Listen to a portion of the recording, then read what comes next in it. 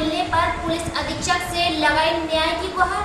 जनपद फतेहपुर के थाना चांदपुर अंतर्गत थमना खुर्द निवासी नरेश कुमार का आरोप है कि उनकी पुत्री मोनिका देवी को उनके गांव का ही श्यामू पुत्र सुरेंद्र बहला फुसलाकर भगा ले गया था, जिसकी शिकायत थाना चांदपुर में पॉक्सो एक्ट में दर्ज है, फिर भी कोई कार्रवाई नहीं की।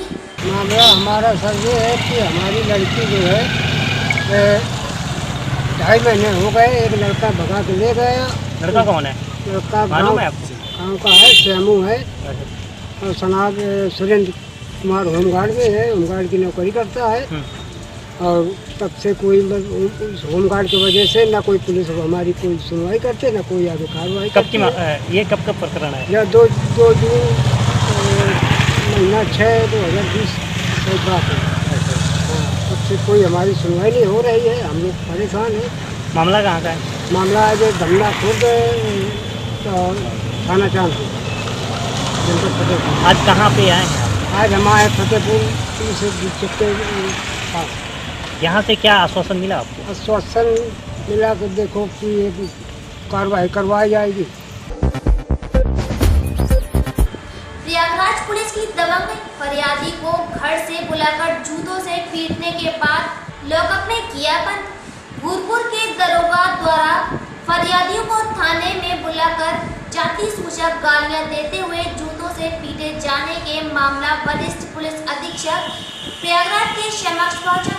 पीड़ित के अनुसार दरोगा की दबंगई का अंदाजा इसी बात से लगाया जा सकता है कि दरोगा भूपेंद्र कुमार सिंह ने गार्ड को बेचकर घर से बुलवाकर छोटे लाल पुत्र मिरई निवासी चक सेमरा भूरपुर को दुकान व कमरा खाली करने के लिए दबाव बनाने हेतु लात जूतों की बरसात कर दी।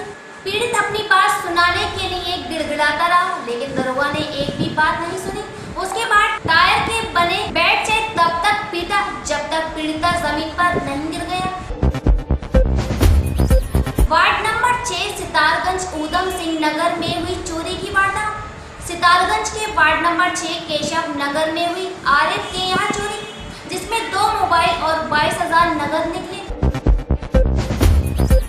उत्तराखंड मेट्रो परियोजना को गति देने के लिए नगर विकास मंत्री मदन कौशिक ने सचिवालय में बैठक ली। बैठक में मेट्रो परियोजना के रेट, यात्रियों और रूट पैटर्न पर चर्चा करते हुए परियोजना में तेजी लाने का निर्देश दिया गया। जो मेट्रो के प्रोजेक्ट की एक समीक्षा बैठक है, तो उसमें नवंबर तक हमारे पास हरिद्वार और मेट्रो का DPR मिल जाएगा।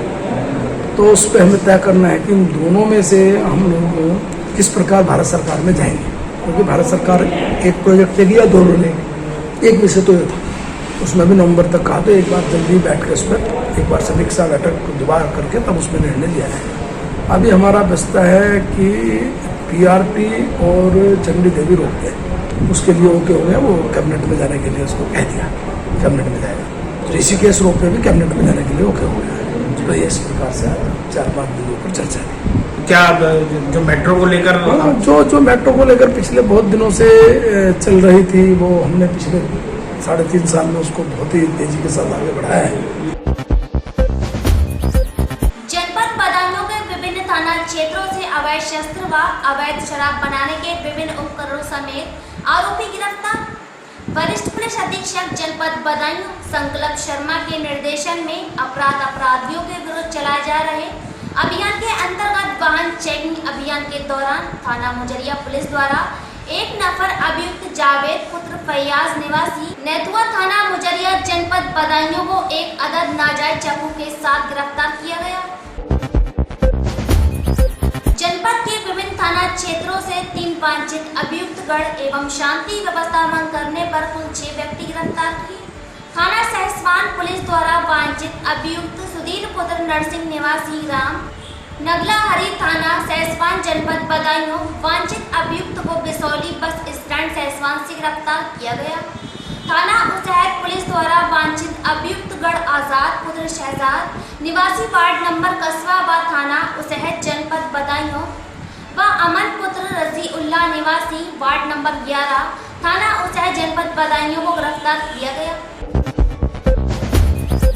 धर्मनगरी हरिद्वार में आगामी कुंभ मेला 2021 के दृष्टिगत उत्तराखंड पावर कॉरपोरेशन लिमिटेड द्वारा कराए जा रहे बिजली के तारों की अंडरग्राउंड केबलिंग के कार्य करने में विभाग और स्थानीय लोगों को आ रही विभिन्न समस्याओं का संज्ञान लेते हुए उत्तराखंड पावर कॉरपोरेशन लिमिटेड के प्रबंध निदेशक नीरज खैरवाल ने हरिद्वार, हर की पैड़ी और आसपास के क्षेत्र में चल रहे उत्तराखंड पावर कॉरपोरेशन के कार्यों का स्थलीय निरीक्षण किया।